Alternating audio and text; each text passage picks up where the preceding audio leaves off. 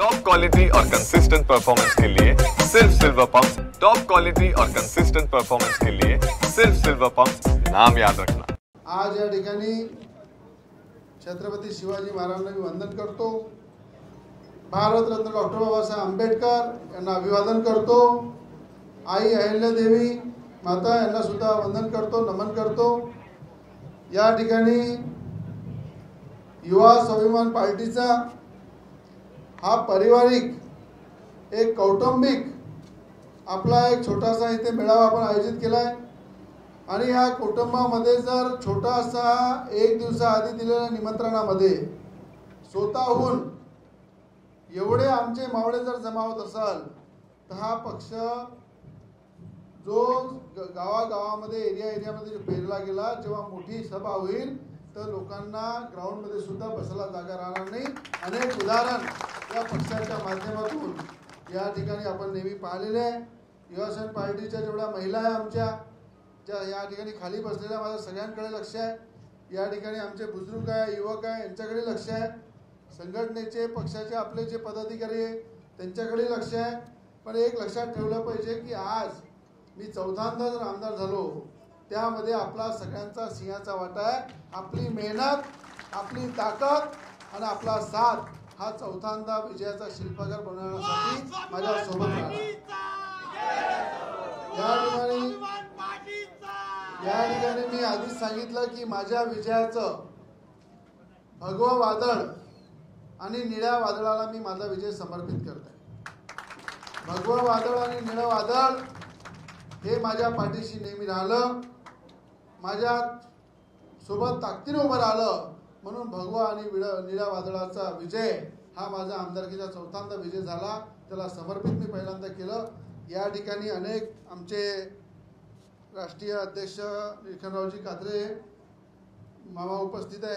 ते आज नाही आहे, पुण्याला आहे, पण त्यांचा निरोपाला फोन आला की पुण्याला असल्यामुळे येऊ शकत नाही। या ठिकाणी आमचे आदरणीय जयंतरावजी वानखेडे उपस्थित आहे, आदरणीय शैलेंद्रजी कस्तुरी उपस्थित आहे, त्याचप्रमाणे आमचे कावळे काका या ठिकाणी उपस्थित आहे, मालानी काका आहे, सुखदेवजी काका आहे, पिवालजी उपस्थित आहे, आमचे शहर अध्यक्ष संजूभाऊ इंगासपुरे उपस्थित आहे, आमचे राज्याचे प्रवक्ते गणेशजी गायकवाड आहे, चरबे काका आहे, जिल्ह्याचे अध्यक्ष आमचे देशमुखजी या ठिकाणी अजय देशमुख उपस्थित आहे, या ठिकाणी आमचे सुभेदारजी उपस्थित आहे, महिलाच्या शहर अध्यक्ष तालंताई आहे, आमच्या आत्ताच नुकतं ज्या विदर्भाच्या प्रमुख झालेल्या सैरेशताई उपस्थित आहे आणि नवीन आमच्या ज्या आज युवासेना पक्षाच्या जिल्हा अध्यक्ष सोनालीताई नवले यांचं काम मी अनेक वर्षापासून पाहत आहे आणि त्या कामाला पाहून अनेकदा पाहिलं की एक महिला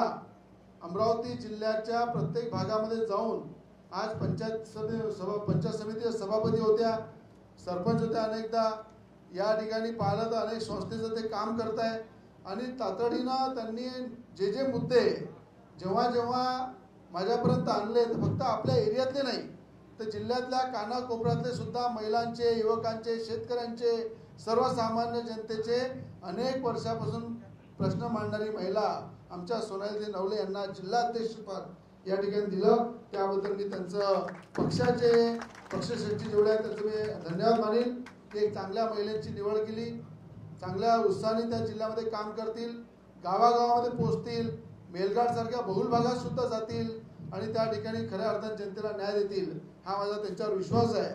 त्यांनी मला पहिलेच सांगितलं की मला जिल्हा परिषद लढायची नाही आहे कारण की माझा एरिया रिझर्व्ह आहे, पण मला युवासेना पार्टीच्या सीटा निवडून आणायच्या आहे, त्याच्यासाठी काम करायचं आहे, महिलांमध्ये जाऊन त्यांच्या समस्या सोडवायच्या आहे, शेतकऱ्यांसमोर जाऊन समस्या सोडवायच्या आहे आणि पक्षाच्या शाखा गावागावामध्ये स्थापन करायच्या आहे, या त्यांच्या भावना होत्या।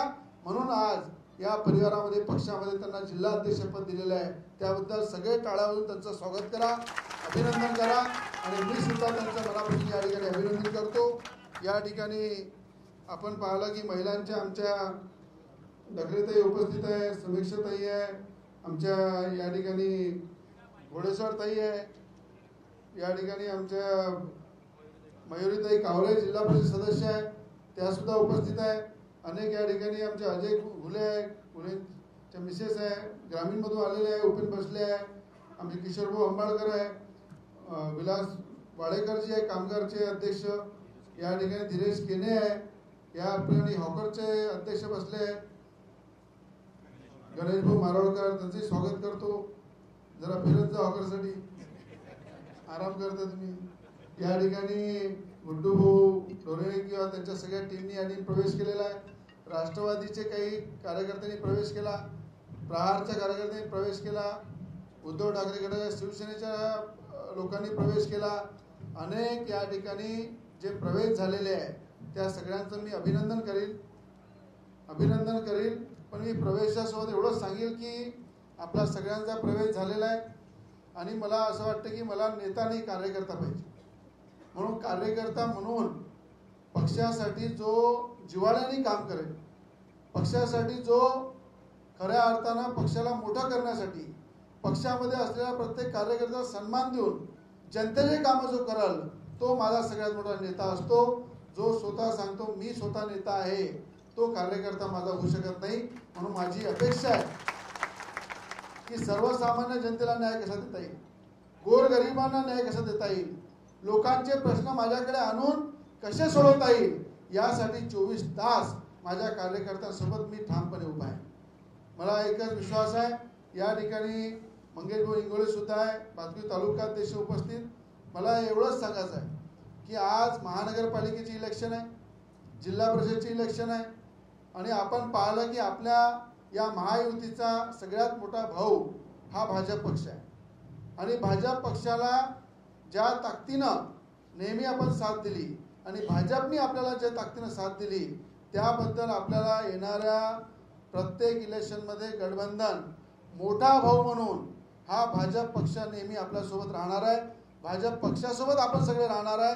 कारण की मला माहीत आहे की ज्या पद्धतीनं आज महाराष्ट्राचे मुख्यमंत्री देवेंद्र फडणवीस साहेब ज्या पद्धतीनं काम करतात, अमरावती जिल्ह्याच्या विकासासाठी महाराष्ट्रासाठी मोठमोठे प्रोजेक्ट, आज नवनीत राणा अपक्ष खासदार असताना, युवा स्वाभिमान पार्टीच्या खासदार असताना या ठिकाणी त्यांनी टेक्सटाईल पार्क सारखा देशामध्ये मोदीजींनी 7 पार्क दिले देशामध्ये आणि महाराष्ट्रामध्ये जो एक दिला तो नांदगाव पेठमध्ये 10,000 कोटी रुपयाची इन्व्हेस्टमेंट, जवळपास हजारो लोकांना रोजगार मिळणार, लाखो लोकांना असा टेक्सटाईल पार्कचं काम नांदगाव पेठ MIDC मध्ये सुरू आहे. आज तुम्ही पाहिलं गव्हर्नमेंट मेडिकल कॉलेज अमरावतीमध्ये आपण आणलं. आज या ठिकाणी अनेक उद्योग हे अमरावतीमध्ये MIDC मध्ये सुरू केले, अनेक रस्ते पुलं मोठमोठे कामं केले, मेलघाट सारख्या बहुल भागामध्ये मोठ्या प्रमाणात कामं केले. आज जिल्ह्याच्या प्रत्येक ठिकाणी अनेक तालुक्यामध्ये काम खेचून आणण्याचं काम नवनीत राणांनी खासदार असताना केलं, आमदार असताना. आज या ठिकाणी तुम्ही पाहिलं की अनेक जे बंडेरा मतदारसंघाचा चेहरा बदलला. आज भातकुली तालुका असू द्या, अमरावती तालुका असू द्या, या प्रत्येक भागाचा जो चेहरा बदलला आणि माझ्याकडे आलेला मेलघाटचा असो, अचलपूर मतदारसंघाचा असो, तिवसा मतदारसंघाचा असो की दर्यापूर, अमरावती, कुठलाही जर माणूस आला तर त्याचं काम मी कधी थांबवत नाही. माझ्या ताकदीचा वापर या जिल्ह्याच्या प्रत्येक व्यक्तीला मिळाला पाहिजे यासाठी मी काम करतो. म्हणून आज जे खऱ्या अर्थाने देशाचे पंतप्रधान मोदीजी ज्या ताकदीनं या देशामध्ये काम करत आहे, काँग्रेस सारखा एवढा मोठा पक्ष जो आज खऱ्या अर्थानं येणाऱ्या काळामध्ये अमरावती असो की या महाराष्ट्रामध्ये देशामध्ये काँग्रेसकडे लढवण्यासाठी कार्यकर्ता राहणार नाही. तो आज काँग्रेसचा कार्यकर्ता नेता सुद्धा म्हणतो नेता असला पाहिजे तर मोदीजी सारखा असला पाहिजे. आज या ठिकाणी पाहिलं तुम्ही की राष्ट्रवादी पक्षामध्ये आज तुम्ही ज्या पद्धतीने अमरावतीचे आमदार ज्यांनी बोलले काही दिवसाआधी की युवा स्वाभिमान पार्टी जर असेल तर आम्हाला युती करायची नाही. तुम्ही लोकसभेमध्ये जर थोडं मागे गेले तर लोकसभेमध्ये त्यांनी महायुतीच्या विरोधात जाऊन काम केलं, बोर्डावर फोटो सुद्धा आपला टाकू दिला नाही आणि खुल्याम नवनीत राणाच्या विरोधात काम केलं. कशासाठी? पाळ्यासाठी. आणि त्या ठिकाणी जेव्हा विधानसभेमध्ये अजितदादांचे कमसे 50 वेळा मला फोन आले. किती वेळा? राष्ट्रवादीचे नेते प्रफुल्ल पटेलजी यांचे 50 वेळा फोन आले की खोडकेंना मदत करा, अमरावती मतदारसंघांची आमची एक सीट उभी आहे त्यांना मदत करा. पण आज 2000 मतांनी आलेला माणूस निवडून एवढा वाजत आहे पण मी थोडासा जर त्यांचं जर ऐकलं नसतं, एक फेरफटका जर अमरावती मतदारसंघात मारला असता तर 10,000 मतांनी पाडलं. पण एखाद्या महायुतीच्या नेत्याचं ऐकून जर एखादा बाउंड्रीवर जर पास झाला असेल तर त्यांनी एवढी गुरमी करू नये, एवढी दादागिरी करू नये. माणूस जेव्हा मोठा होतो तेव्हा नम्र असला पाहिजे, लवचिक असला पाहिजे, सगळ्यांचे आभार मानले पाहिजे, सगळ्यांना विनंती केली पाहिजे. पण मी नेहमी पाहिलं की 3-3 वेळा पटकणी दिल्यानंतर सुधारले. सुधारलं पाहिजे. म्हणून मला एवढंच सांगणं आहे आपल्या माध्यमातून की जे लोक नेहमी अहंकारामध्ये राहतात त्यांचा अहंकार या जनतेने सगळ्यांनी चूरचूर केलेला आहे. आपल्याला माहित आहे नवनीत राणांच्या विरोधामध्ये ज्या लोकांनी एकत्र येऊन नेत्यांनी आपली गाड बांधली होती की नवनीत राणाला पाळाच आहे, पण नवनीत राणाला पाळून त्यांनी काय केलं? या जिल्ह्याच्या विकासाचं नुकसान केलं, या जिल्ह्याच्या भविष्याचं नुकसान केलं, या जिल्ह्याच्या महिलांचं, युवकांचं, बुजुर्गांचं, शेतकऱ्यांचं प्रचंड नुकसान झालं. आज नवनीत राणा जर निवडून आल्या असत्या तर मोदीजींच्या मंत्रिमंडळामध्ये मंत्री राहिल्या असत्या आणि एक आवाज बनून त्या पार्लमेंटमध्ये आपले छोटे छोटे मोठे शेतकऱ्यांचे, सर्वसामान्य जनतेचे, बेरोजगारांचे प्रश्न, या देशाचे प्रश्न त्यांनी मांडले असते आणि अमरावतीचं नाव उंच झालं असतं. फक्त स्वतःच्या स्वार्थासाठी हे एकत्र झाले आणि काय झालं? अचलपूर मतदारसंघाच्या आमदारांनी ज्या कॅन्डिडेटला उभं केलं त्यांनी मतं घेतले, त्या मताचं विभाजन झालं आणि नवनीत राणाचा पराभव झाला. पण तेव्हाच मी सांगितलं होतं की अचलपूर मतदारसंघाचा आमदार पुन्हा विधानसभेमध्ये जाणार नाही. हे जनतेने ऐकलं आणि त्यांना घरी बसवलं. असं तिवशामध्ये झालं, असं दर्यापूरमध्ये झालं, असं मेलघाटमध्ये झालं. म्हणून लोकांना तुम्ही जर समजून घ्या, तुमच्या घरचा नोकर समजत असाल, लोकांचा तुम्ही वापर करत असाल तर लोकांनी तुम्हाला ज्या धडा शिकवला याच्यातून शिकलं पाहिजे की लोकशाहीच्या पुढे काही नाही आहे. लोकशाही हाच असा एवढा मजबूत अधिकार आहे की तो प्रत्येकाला पाहत असते कोण चांगला आहे, कोण वाईट आहे, कोण काम करते, कोण काम करत नाही आणि कोण फक्त राजकारण करते हे सुद्धा लोक आपल्या डोळ्यांनी पाहतात आणि ते वेळोवेळी बरोबर धडा शिकवतात. म्हणून ज्यांना असं वाटते की मी म्हणजे पॉवर, मी म्हणजे पक्ष, मी म्हणजे खुर्ची, ताकद, त्यांनी हे समजायला पाहिजे मी नाही, तुम्ही म्हणजे ताकद, तुम्ही म्हणजे मी आणि तुमची ताकद म्हणजे माझी ताकद. हे समजून चालणारा माणूस भविष्यामध्ये आपल्या लोकांना न्याय देऊ शकते, काम करू शकते. आज मी एवढंच सांगेल की मी देवेंद्र फडणवीस साहेबांना शब्द दिलेला आहे की अमरावतीचा महापौर हा भाजपचा राहील. म्हणून भाजप आपला महापौर म्हणून कधी तुम्ही सांगू नका. जो शब्द दिला तो शब्द मी पाळणार आहे की अमरावतीचा महापौर हा भाजपचाच राहील आणि अमरावती जिल्हा परिषदचा अध्यक्ष हा सुद्धा भाजपचा राहील. बाकी पदासाठी आपण चर्चा करू काय, पण आपल्याला मोठा भाऊ म्हणून भाजपने नेहमी साथ दिलेली आहे, देवेंद्र फडणवीस साहेबांनी साथ दिली आहे, या जिल्ह्याचे पालकमंत्री चंद्रशेखरजी बावनकुळे यांनी साथ दिलेली आहे आणि सध्या या ठिकाणी पूर्ण ताकदीनं तिथला किल्ला नवनीत राणा भाजपच्या नेत्या म्हणून लढत आहे. म्हणून एकाच घरामध्ये 2 पक्ष आहेत. म्हणून आपल्याला हे ठरलं पाहिजे की आपली युती परमनंट आहे, पूर्ण ताकदीनं आपण सोबत आहे. म्हणून याच्यामध्ये कोणी खडा टाकण्याचं काम करू नये. कोणी सोबत आलं किंवा नाही आलं त्याची काही पर्वा आपण करत नाही. छोटा पक्ष जरी असला तर देशाच्या सगळ्यात मोठ्या पक्षासोबत हा युवा स्वाभिमान पक्ष उभा आहे आणि तो पक्ष भारतीय जनता पार्टी हा युवा स्वाभिमान उभा आहे. म्हणून या ठिकाणी ज्यांनी विचार केला की अमरावती जिल्ह्याचा किंवा महाराष्ट्राचा युवा स्वाभिमान पार्टी छोटा पक्ष आहे, आज तुम्हाला माहित आहे 1 मिशन 1 इलेक्शन याची देशा पातळीवर जेव्हा मीटिंग झाली गेल्या 15 दिवसाआधी, 1 मिशन 1 इलेक्शन मध्ये मोदीजींनी युवा स्वाभिमान पार्टीला निमंत्रण दिलं आणि त्या ठिकाणी 1 मिशन 1 इलेक्शन मध्ये देशाच्या पंतप्रधानांनी जी कमिटी पाठवली होती त्या कमिटीला युवा स्वाभिमान पार्टीने 1 मताने पाठिंबा दिला की 1 इलेक्शन 1 मिशन झालं पाहिजे. 1 मिशन 1 इलेक्शन जर असलं तर ह्या जो खर्च होते, जिल्हा परिषदचा खर्च अलग, पंचायत समितीचा अलग, या ठिकाणी महानगरपालिकेचा अलग, आमदारकीचा अलग, खासदारकीचा अलग, एकच इलेक्शन झालं तर खर्च सुद्धा कमी होईल आणि लोकांना मतदान देण्यासाठी सुद्धा त्रास होणार नाही. म्हणून वन मिशन वन इलेक्शन मध्ये आपण मोदीजींना पूर्ण पाठिंबा दिलेला आहे, मोदी सरकारला पाठिंबा दिलेला आहे, राज्यामध्ये सुद्धा दिलाय आणि देशामध्ये सुद्धा दिलाय.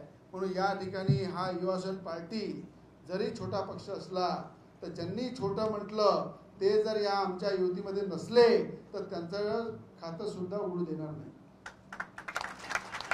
आणि कोणाला परवा नाही आहे की या ठिकाणी अमरावतीच्या आमदाराचा जो पक्ष आहे त्यांनी आमच्यासोबत युती करावं, काही आमचं निमंत्रण नाही आहे त्यांना. त्यांनी आपला रस्ता त्यांचा वेगळा आहे, आमचा रस्ता वेगळा आहे. ज्या ठिकाणी युवासेना पार्टी आणि भाजप एकत्र मिळून लढल त्या ठिकाणी भाजपचा सुद्धा झेंडा या जिल्ह्यामध्ये फडकल आणि सोबत युवासेना पार्टी सुद्धा त्यांच्यासोबत राहून काम करेल. अशा प्रकारचं अजेंडा घेऊन आपण काम करताय आणि आपलं धोरण फिक्स आहे आणि आपल्याला सगळ्यांना भाजपचे जेवढे कार्यकर्ते आहेत त्यांच्यासोबत मिळून राहायचं आहे. त्यांना भाजपचे सगळे जेवढे कार्यकर्ते आहेत ते आपल्यासोबत मिळून राहतात. तर सगळ्यांनी मिळून आपल्याला एक ताकदीनं या जिल्ह्याच्या विकासासाठी, या महाराष्ट्राच्या हितासाठी, शेतकऱ्यांसाठी, शेतमजुरांसाठी जेवढ्या ताकदीनं काम करता येईल तेवढं प्रामाणिकपणे आपल्याला करायचं आहे. म्हणून आपण जरी छोटा भाऊ असलो तो मोठ्या भावाचा नेहमी आदर करायचा, सन्मान करायचा आणि मोठा भाऊ सुद्धा आपल्या छोटा भाऊ जरी असलो तर आपला सुद्धा आदर सन्मान करेल. हा तुम्हाला सगळ्यांना मी या ठिकाणी विश्वास देतो. या ठिकाणी मला अनेक कार्यकारिणीच्या जे अध्यक्षपद घेऊन बसलेले आहे आणि घरामध्ये बसून काम करतात त्या सगळ्या अध्यक्षांना माझं सांगणं आहे की सकाळी 8 पासून तर रात्री 1:30-2 वाजेपर्यंत मी काम करतो. नवनीत राणा भाजप पक्षामध्ये काम करतात. इलेक्शन असो की नसो आम्ही काम करतो. मुंबईला गेलो तरी काम करतो, मंत्रालयात जाऊन अमरावती असलो तिथेही काम करतो. तर माझी विनंती आहे, ज्यांना अध्यक्षपद दिलेलं आहे, ज्यांना असं वाटतं त्या पदावर काम करायचं नाही आहे, त्यांनी जिल्हा अध्यक्षाजवळ येऊन राजीनामे देऊन द्यायचे. ज्यांना असं वाटते महिला त्या शहराच्या असू द्या या जिल्ह्याच्या अध्यक्ष असू द्या, ज्यांना वाटते मी त्या पदावर वेळ देऊ शकत नाही, काम करू शकत नाही, त्यांनी महिला जिल्हा अध्यक्षाजवळ येऊन राजीनामे देऊन द्यायचे. कार्यकर्ता तुम्ही आहे, तुम्ही सगळे माझ्याशी जुळलेले आहे, पण ते पदं घेऊन जर तुम्ही फक्त पदं घेऊन घरी बसाल आणि पक्षाला त्या पदाचा काही फायदा नसेल तर मला असं वाटते की प्रामाणिकतेनं आपापले पदं हे जिल्हा अध्यक्षाजवळ सुपूर्द करावे आणि जे मला दिसतात की खऱ्या अर्थानं काम करायला तयार आहे, काम करत आहे, जे लोक मी पाहत आहे की त्या लोकांमध्ये तळमळ आहे की पक्ष वाढला पाहिजे, पक्षाचा कार्यकर्ता मजबूत झाला पाहिजे, पक्षाच्या माध्यमातून लोकांचे कामं झाले पाहिजे, असे जे लोक आहे अशा लोकांना मला पद द्यायचे आहे. म्हणून येणाऱ्या 8 दिवसामध्ये तुम्ही तुमचं मन पक्क करून घ्या. ते महिलामध्ये असू द्या की शहर जेंट्समध्ये असू द्या, त्यांनी जर काम करायचं नाही तर आपले राजीनामे तयार ठेवायचे. जर तुम्हाला राजीनामे द्यायचे नाही आणि कामही नाही करायचे आहे तर येणाऱ्या 15 दिवसात त्यांचे राजीनामे घेतले जातील. या ठिकाणी अनेकांना वाटते की बाबा आम्हाला महानगरपालिकेमध्ये तिकीट मिळेल, काही लोक त्या भावनेने जुळलेले आहे, काही जिल्हा परिषदमध्ये तिकीट मिळेल त्या भावनेने जुळलेले आहे आणि काही लोक निस्वार्थ पक्षाचं काम करत आहे. ते एक लक्षात ठेवा की आपली भाजपसोबत युती पक्की आहे, पण जेव्हा अनेकदा तिकीटच्या वाटाघाटी होतात आणि काही लोक तर इथे येतात आपल्या पक्षामध्ये पण आणि ते मागे लागून जातात की भाऊ मला लढायचं इलेक्शन, त्या आयत्या नागोबाचे अनेक रिझल्ट आपण हे 3-4 इलेक्शनमध्ये पाहिलेले आहे. म्हणून ज्याची किंमत आपल्या एरियामध्ये नाही आहे त्यांनी पक्षाचं काम करावं आणि जो पक्ष उमेदवार देईल त्या पक्षाला निवडून आणावं, जेणेकरून त्या महानगरपालिकेमध्ये आपल्या सगळ्यांचे कामं होईल, जिल्हा परिषदमध्ये सुद्धा आपले सगळ्यांचे कामं होईल. कारण यावेळेस भावनिक इलेक्शन न लढता जो खरा निवडून येणारा व्यक्ती आहे, जो लोकांना न्याय देते, लोकांसाठी लढते, जो लोकांसाठी अहोरात्र मेहनत करते, अशाच व्यक्तीला मला त्या ठिकाणी तिकीट द्यायचे भविष्यामध्ये.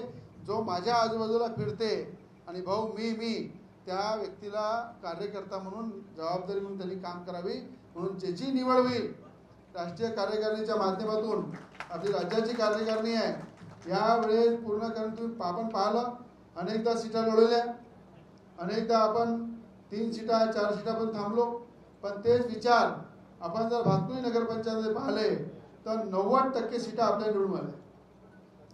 त्या पॅटर्ननी आपल्याला महानगरपालिका लढवायची आहे, त्याच पॅटर्ननी आपल्याला जिल्हा परिषद लढवायची आहे, पंचायत समिती लढवायची आहे. म्हणून माझी विनंती आहे की कोणीही हे समजू नये की माझ्या खिशामध्ये तिकीट आहे किंवा माझ्या खिशामध्ये उमेदवारी आहे.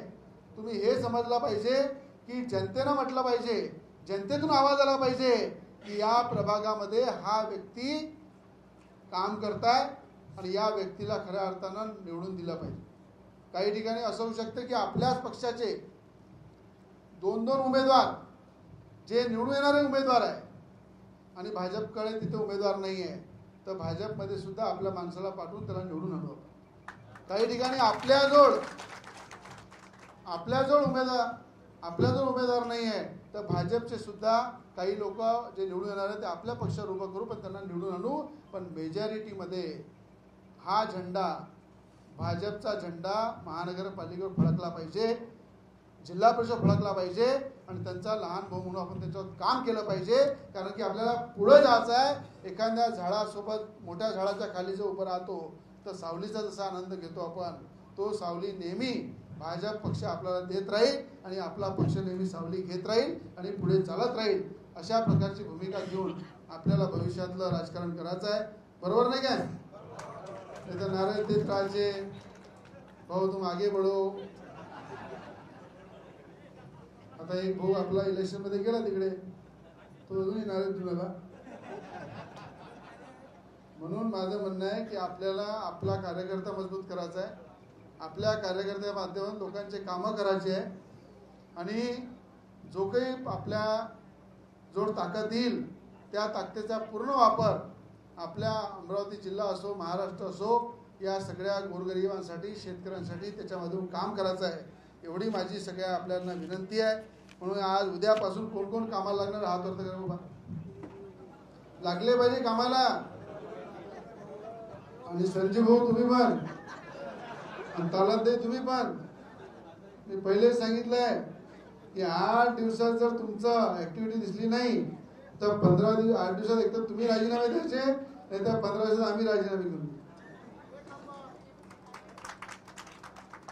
अजय देशमुखला सांगणे माझं, धंदाही करायचा पण कामही करायचं. कारण की मेन पब्लिकचे काम महत्वाचे आहे आणि आपला पक्ष म्हणून आपला विश्वास पार्थ शब्द पक्ष अर्जाडी आहे की आपल्या पक्षामध्ये परिवारासारखी ट्रीटमेंट भेटते. आपल्या पक्षाला एवढं आपण संकटामध्ये दिवस पाहिले, आपण विरोधामध्ये दिवस पाहिले, पण आजपर्यंत आपल्या पक्षाचा कार्यकर्ता हा दुसऱ्या पक्षात कधी गेला नाही. आणि दुसऱ्या पक्षाचे अनेक कार्यकर्ता, तो प्रहारचा असू द्या, राष्ट्रवादीचा असू द्या की शिवसेनेचा असू द्या, तो प्रत्येक पक्षाच्या कार्यकर्त्यांनी आपल्या या युवासेना पक्षामध्ये प्रवेश केला. या ठिकाणी मला एका कार्यकर्त्याचं अजून नाव घ्यायचं आहे. काँग्रेस पक्षामध्ये ज्यांनी अनेक वर्ष काम केलं, या ठिकाणी राजा बागडे.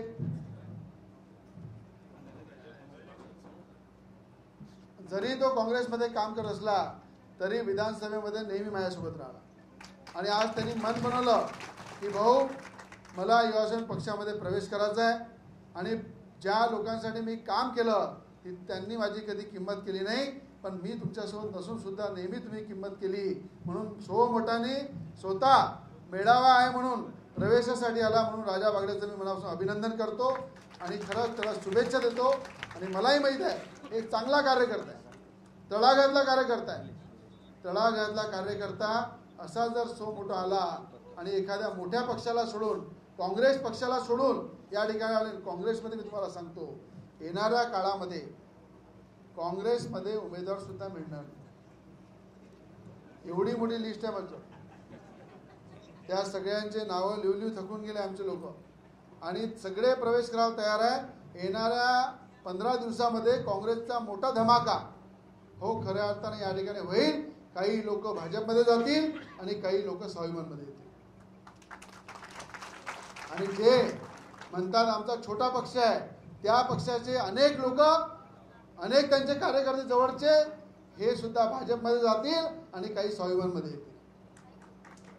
आणि उद्धव ठाकरे गटाचे सुद्धा अनेक लोक जे संपर्कात आहे, जे आज जे मोठ्या मोठ्या पदावर काम करत आहे अमरावती जिल्ह्यामध्ये, त्या सगळ्या लोकांनी आता ठरवलेलं आहे की आम्हाला भाजपसोबत जायचं आहे आणि काही लोकांनी ठरवलं आहे युवासेना पार्टीमध्ये जायचं आहे. उद्धव ठाकरेला अमरावतीमध्ये या ठिकाणी कोणी सभा घेणारा कार्यकर्ता सुद्धा मिळणार नाही, अशी महानगरपालिका जिल्हा परिषदेमध्ये परिस्थिती.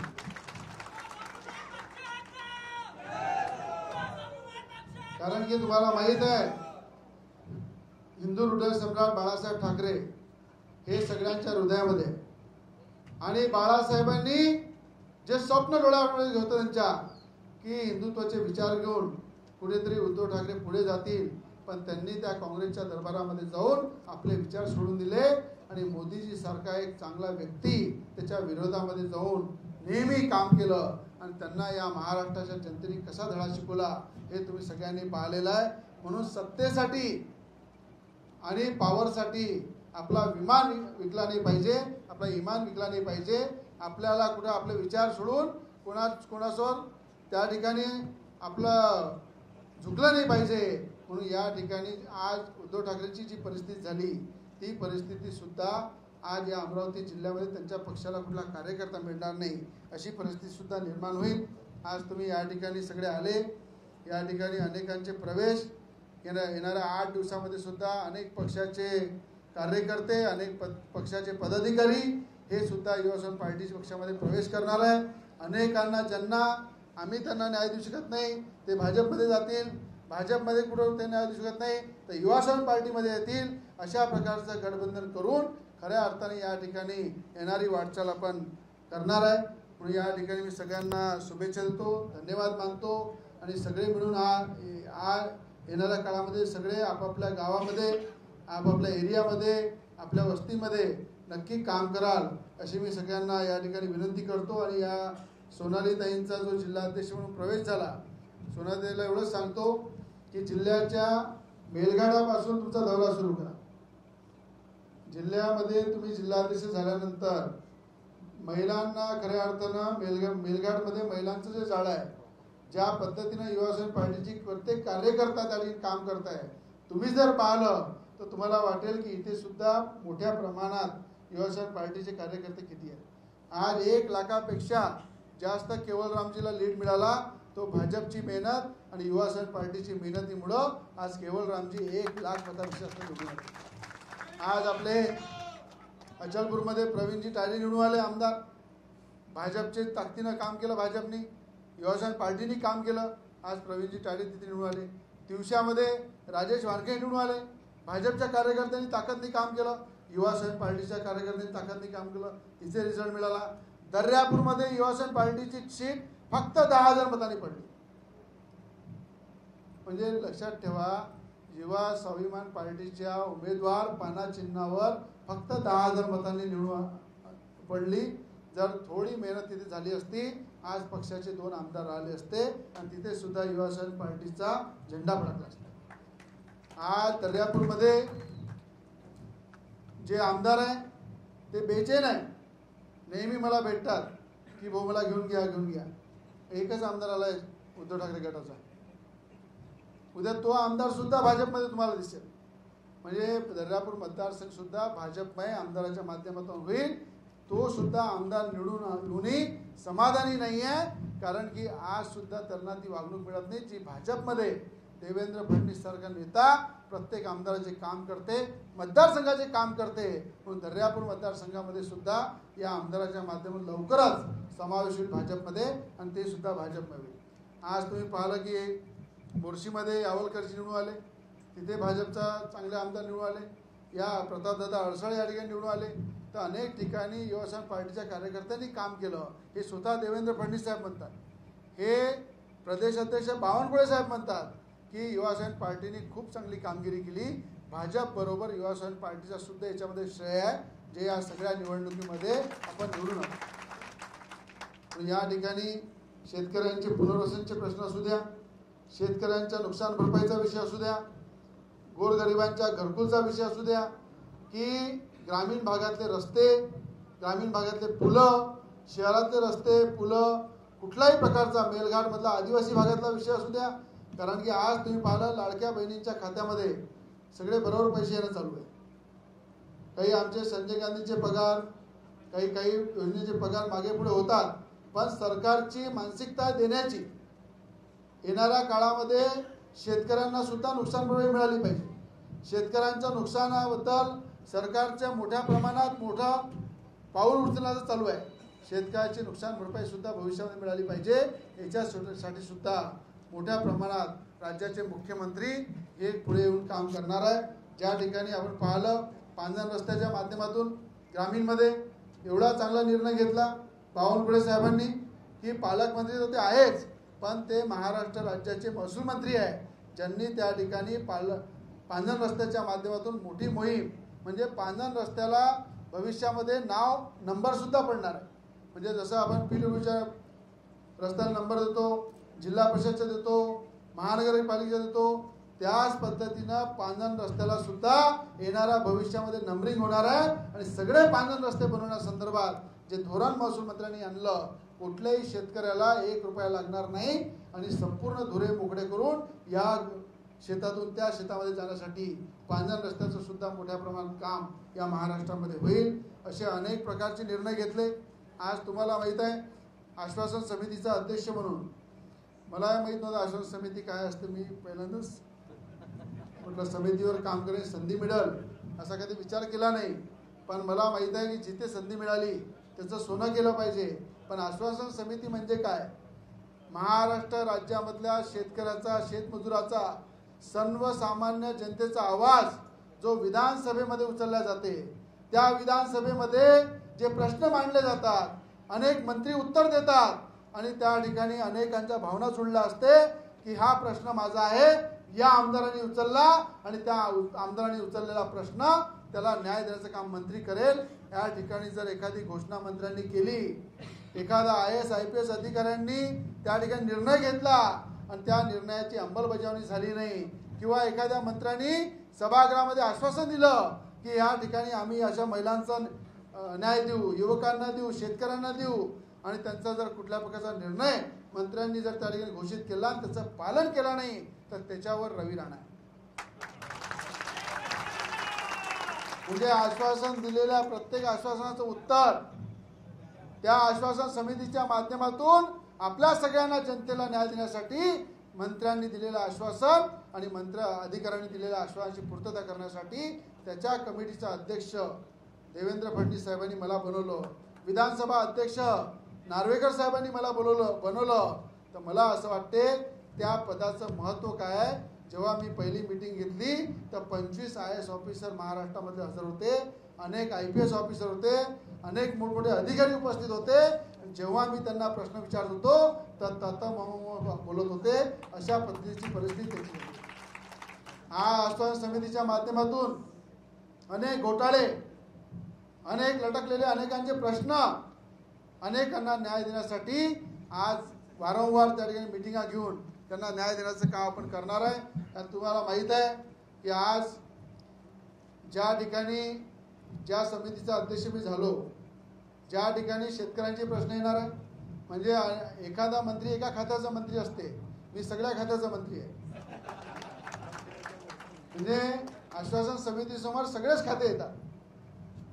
तुम्ही ते कृषी खातं म्हणू द्या, PWD, महसूल, UD विभाग, दुग्ध विकास, कुठल्याही महाराष्ट्राचे जेवढे खाते तयार झालेले आहे, जेवढ्या खात्याचे मंत्री आहे, ते सगळ्या मंत्रीचे आश्वासन हे रवी राणांसमोर येते.